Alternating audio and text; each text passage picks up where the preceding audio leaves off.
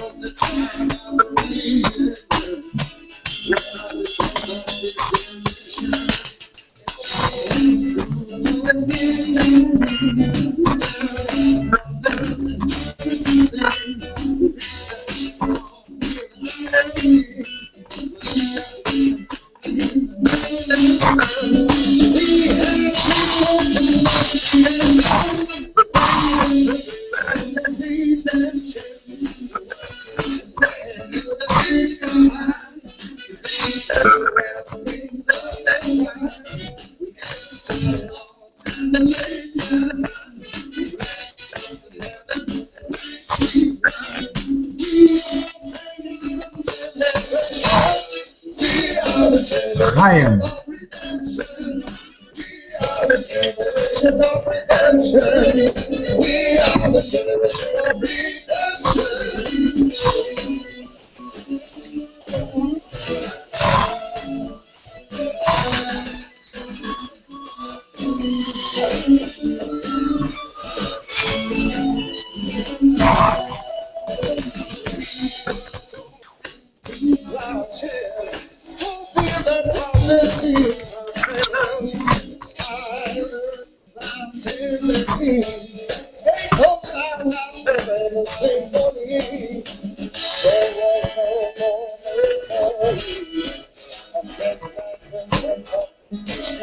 Greetings and blessings, blessings and greetings, blessed souls. We're live because we want to stay alive in Torah Chaim, in circles of life, Torah Chesed, circles of kindness, Torah Rachamim. We're now in a new endeavor via the wonderful assistance of YouTube to live events. We're broadcasting live from Turtle Island, aka the USA. Unifying souls, actually. My name is Donzo Tzigubin, your local cyberspace Torah Askan, and we're listening to the Generation of Redemption, the CD by Blessed Brother and Spirit Soul, and song, the Isaac Raton, faithful member of the famous Franco Shul here in Kesser Crown Heights, and as well the president of Beit Mazel, located at 1433 President Street here in Kesser Crown Heights, your source for authentic, Sephardic, Jewish tefillot on the Blessed Shabbat. Their service starts at 10 o'clock every Shabbos morning. So we're going to ask Machila from Rebbe Isaac as we're going to turn down the music and we're going to bring in a co-host. Sorry, Rebbe Isaac, let's get on with the shoe. And hopefully, as Ed Sullivan said, it will be a really big shoe. And we're now going to be bringing on now live Rambam teacher and activist Dennis Ryan, and Dennis will be serving as a feedback and commentary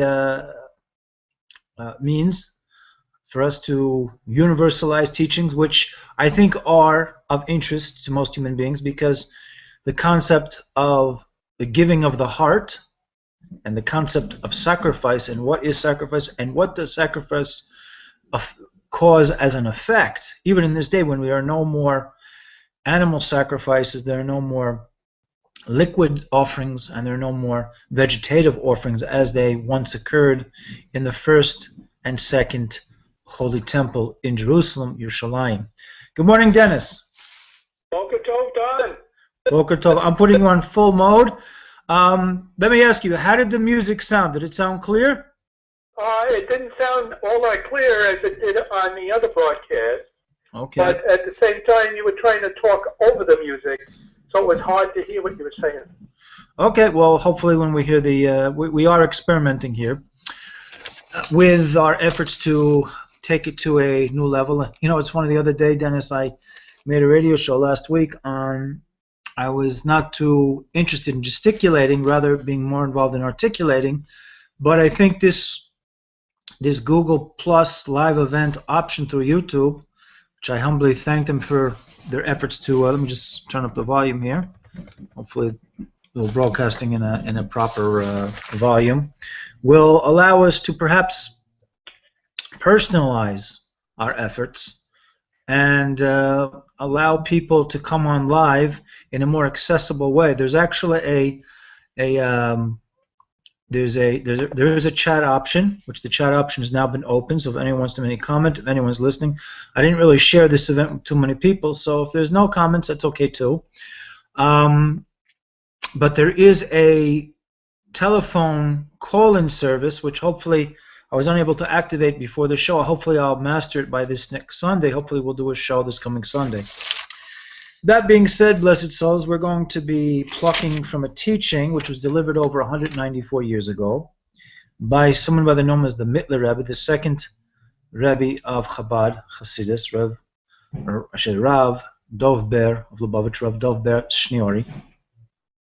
And also, where this teaching they delivered was based on the Torah portion, which we of the Jewish Hebrew Israelite congregations around the world read on Shabbos Parshat Truma, which if you want to learn more about, you can go to the book of Exodus, chapter 25, verse 1, and it concludes at chapter 27, verse 19 in the books of Exodus.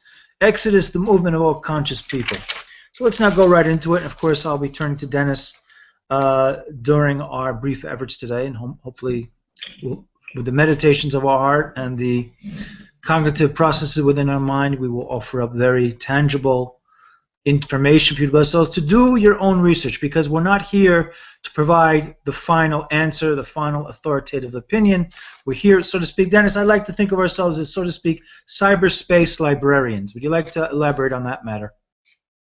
Well, we are, because we're like floating in the air, so that's where you get the cyberspace.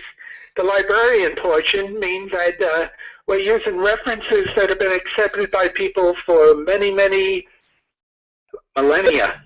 So it isn't that we're exploiting or throwing out anything new. We're emphasizing those basic things that all people need. Right.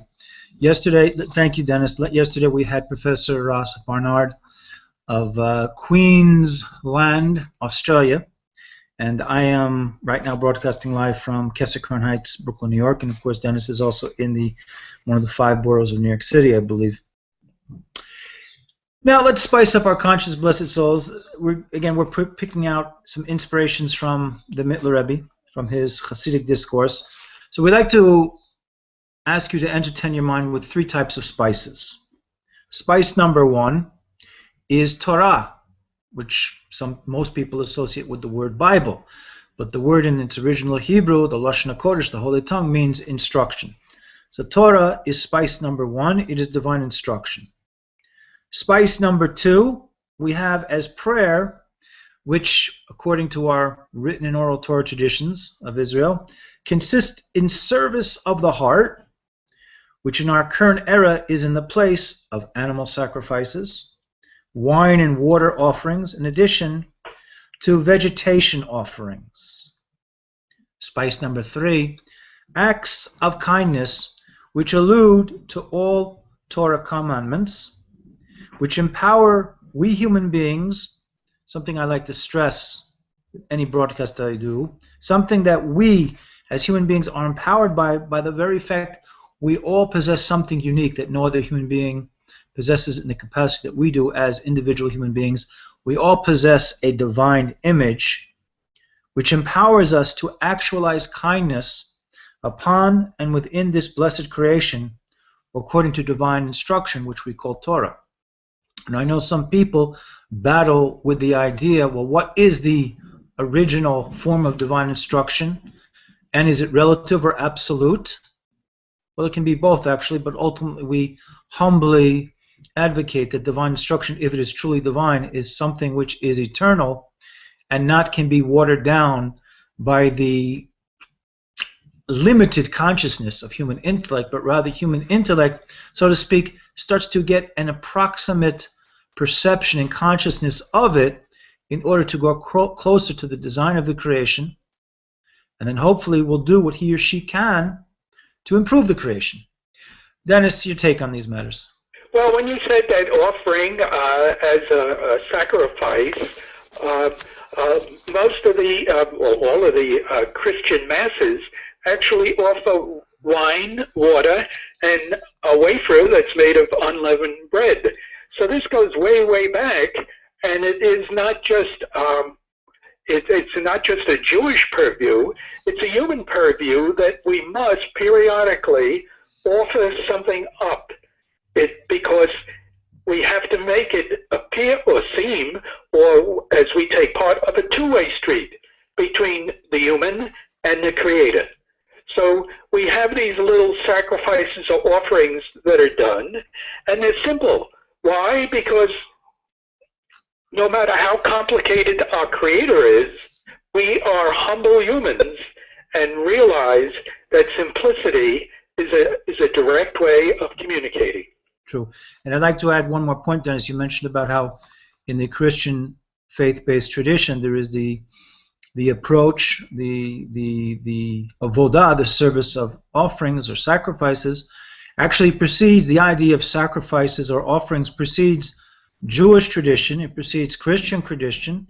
And I don't know if there are offerings in the Orthodox, so to speak, Quranic tradition.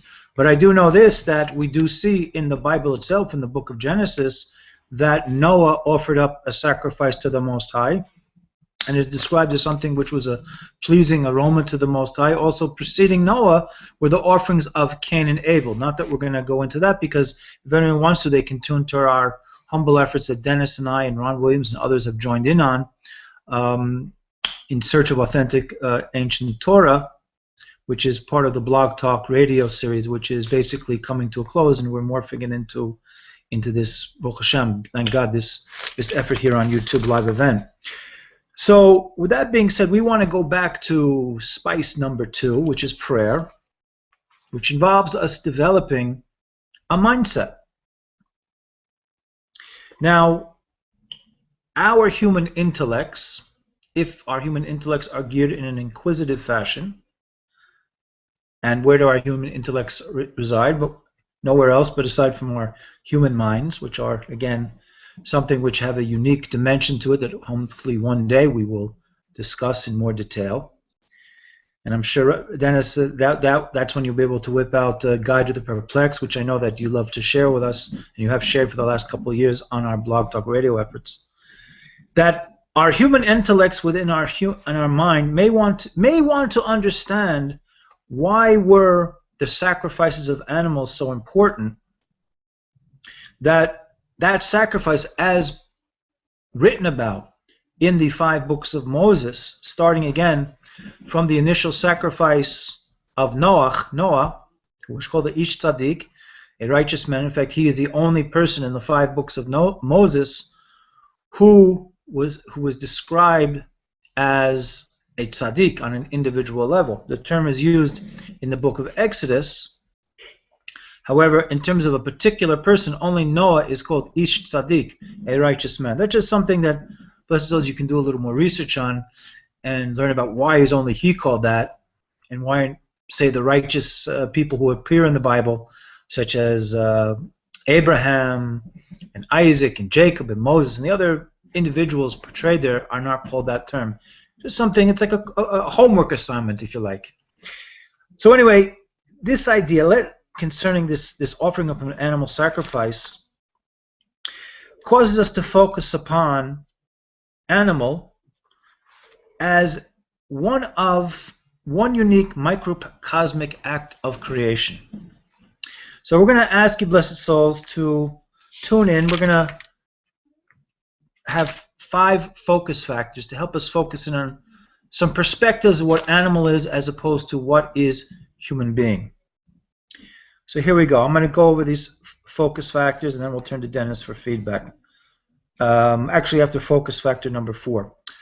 Okay, focus factor number 1. An animal has a soul. And according to the oral Torah traditions, that soul is uniquely animal and is not considered to be a human or divine soul. An animal does not possess a divine image because we do not see openly in Scripture where it says that an animal possesses a divine image. No, only human beings are designated as possessors of the divine image. Focus factor number 2, however, we should take note that animals house within their physical bodies a godly power and a godly potentiality. Focus factor number 3, human being possesses a godly power and a potentiality due to he or she being the possessor of not only the divine image, Etzelem Elokim, but also what is known as neshama, a soul, a characteristic of soul which is uniquely human. Focus factor number 4, the difference between human soul and animal soul is rooted from where are these two creations elicited from? Dennis, any comments, questions, or concerns about that teaching? Well, one of the things history has shown us why we switched over to animal sacrifice is because the pagans, who didn't know the difference, used human sacrifice. So we, who follow instructions and realize that the human form was on a higher level in animals, said that we cannot keep sacrificing humans because that's going against our basic grain of life and survival. So we switched over to animals. Why? Because animals have similar blood, and when people see blood, they think of sacrifice. So the animals were accepted for a while there, but then again, along came hygienic rules and other things like this, that when you didn't have as many people, that you could do these type of animal sacrifices. But once the population expanded and cities came about, we found out, no, that from a hygienic viewpoint, you can't go around doing that because how are you going to control the bacteria and germs? So what we did was we went on from the substitution of human to animal to non-living things. And that's where prayer comes in, that's where your state of mind, and that's where your intellect can be used to figure out how to offer things up to God. Thank you, Dennis. Before I go further, I'd just like to mention that Dennis and I are students of the Bible and oral Torah traditions. And you notice that we listen to each other respectfully, and hopefully in the future when we have other callers in, whether it be through my invitations to any of you blessed souls through Google Plus, or other means through Facebook or my private email, that the intent is for us to have a dialogue for human discussion in a peaceful and pleasant manner. Therefore, which something I used to do quite frequently, if I didn't do it at the beginning of the show, I would do it at the end of the program or the show, and I'm doing it now, that anything Dennis and I say are our own individual presentations. We are not the final authorities of anything. I am not the chief rabbi of anything. Again, as I think I mentioned before, I'm a Torah askan, a Torah activist, and Dennis is an individual who has been learning the scripture even longer than I have, and he is also of the Christian faith.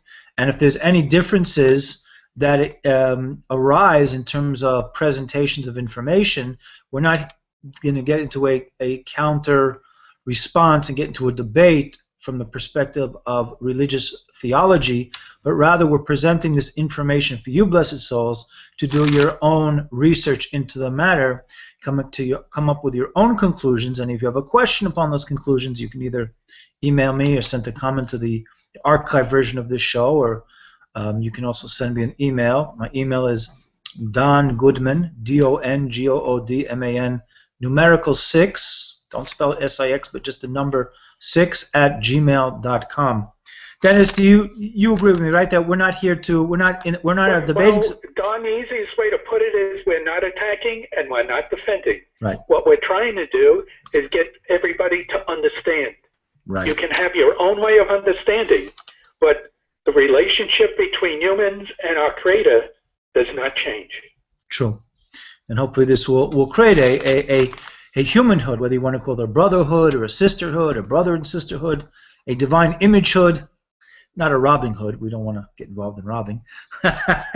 So we're going to go a little bit further. We've got several minutes to go, Dennis, and also we're going to try to see how it sounds audio-wise when I conclude our humble efforts here with a song from David Dome, which we usually used to use on Blog Talk Radio as our concluding song, our sort of flagship concluding song, as we like to start the show with Isaac Baton, and then hopefully when we do a 2-hour broadcast with Hashem's blessings, God's blessings, we usually take a break somewhere between 45 or 60 minutes into the program to play some music that I think would sort of spice up. We're talking about 3 types of spices today to spice up the presentation.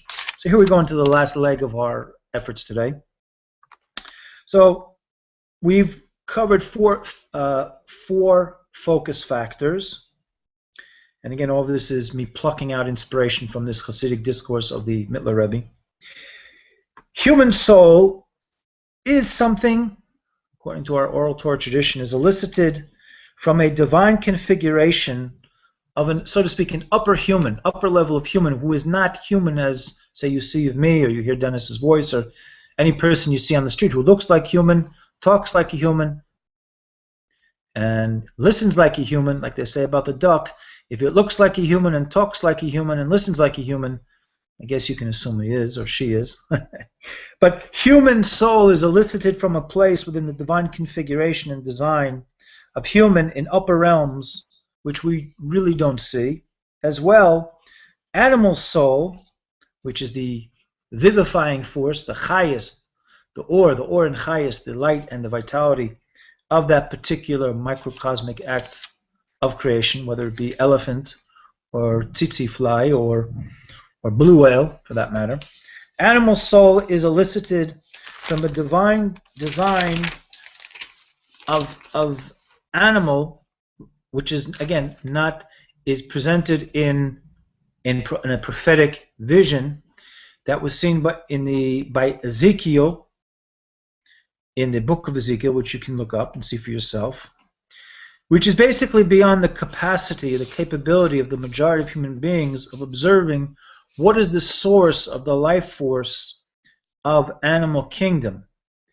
Even though we human beings are blessed and anointed with a divine image, that type of perception of the source of human soul, that type of perception of the source of animal soul is something which only few people have been privy to. We're talking about the prophets of creation who have existed from the beginning of time. The original prophet being Adam and Eve, Adam and Chava, because where we see in the Torah, where you see there's an actual discussion, a dialogue between the one true creator and human being, according to our oral Torah tradition, that is a prophetic conversation.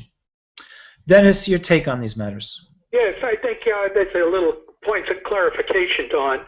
First one being, when you say higher, you mean spiritual.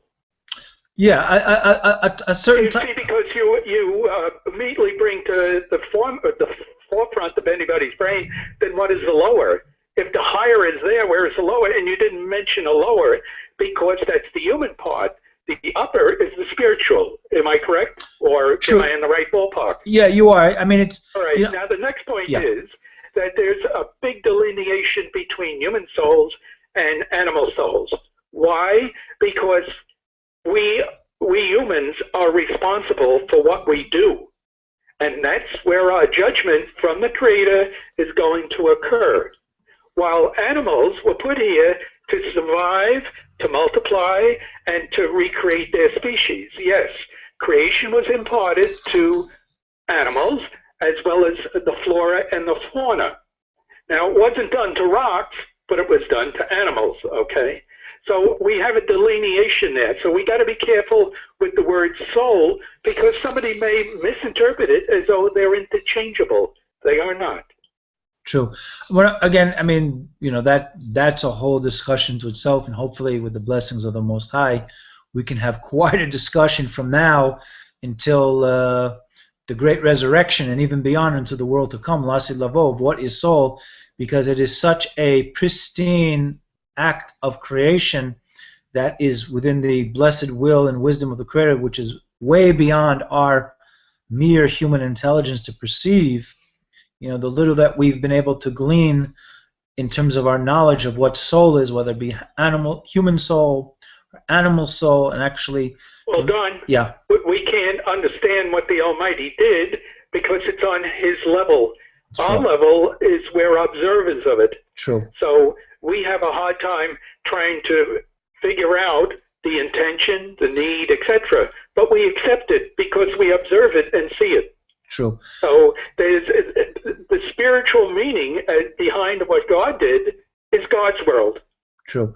I just want to connect the idea, which perhaps, Dennis, if we, and with no intention to diminish the holiness of the term in terms of soul or its role in this world, if we associate the word with soul with that, so to speak, microcosmic particle of creation, which had been commissioned by the Most High to come into this physical world, to lower man and lower human beings, not the more divine forms of human and animal, or even vegetation for that matter. It is the ability to empower us to execute the work or our life's mission here on this earth. So that's one. It's an energy, but it's like no other energy. It's not like solar energy. It's not like nuclear energy. It's not like whatever type of energy, electrical energy. It's not like any other type of energy. It's unlike any other type of energy that is known. Sometimes we call it a divine force. True. And I guess, Dennis, and I quoted you yesterday when I spoke with Professor Barnard from Australia, Queensland, Australia, and I will continue to quote you this, that scientists have discovered already what God has made. I kind of like carry that in my back pocket, you shouldn't keep such and such a credit card. You shouldn't leave your house without it. Well, I don't want to leave that teaching of yours whenever I leave my house, because it always comes in handy to remind people who's running the show. Well, we must have a humility in our lives, and the humility creeps in different ways. I just brought that to the forefront as it relates to science. True, Dennis. With that being said, we're going to conclude the show now. We're taking concepts that we want to slow down the presentation, as you have advised me in previous conversations, whether live on the air or after shows when we did Blog Talk Radio. So I want to thank you, sir, for taking some of your most valuable time to be on the show. We're going to play now Let Us Be Friends by David Dome. Will help us get back home, to remind us that Tzelem Elokim, our divine image, is no dream, to help us go from scrimmage and live this life. And just remember, blessed souls, you have got to be good, because Hatava Hatov Lehetev is the nature of good, to do good. The Creator is the source of all good. If you're in this world, if you've seen this broadcast live, if you're going to see this archive version, and you're alive, which you will be if you're watching it. I don't think they're watching this in the Garden of Eden. There are only people down here, whether live or the archive version. Know that you are good. Dennis, would you like to give a concluding remark before I switch to the music by David Dome? Be well and love your fellow man. Thank you, Dennis. And now let's go to the song, David Dome, Let Us Be Friends, and let us be so, blessed souls. V'darchi Noam, in a peace, pleasant way, V'darchi Shalom, in a pleasant way, V'hamshich, to be continued, Be'ez Hashem Yisprek, with the help of the Most High.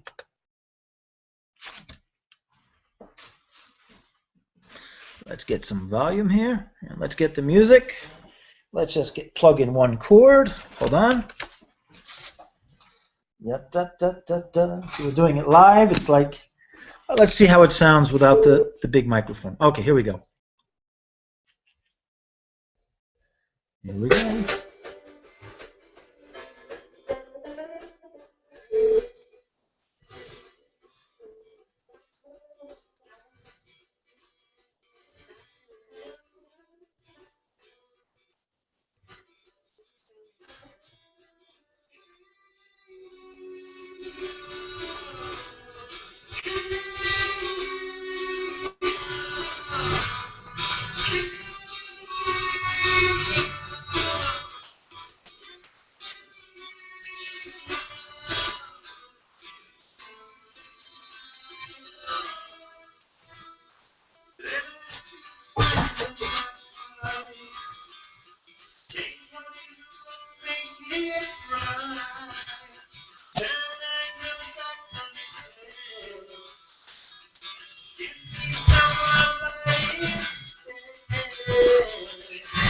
Going to give it a little bit more better volume, bless his soul.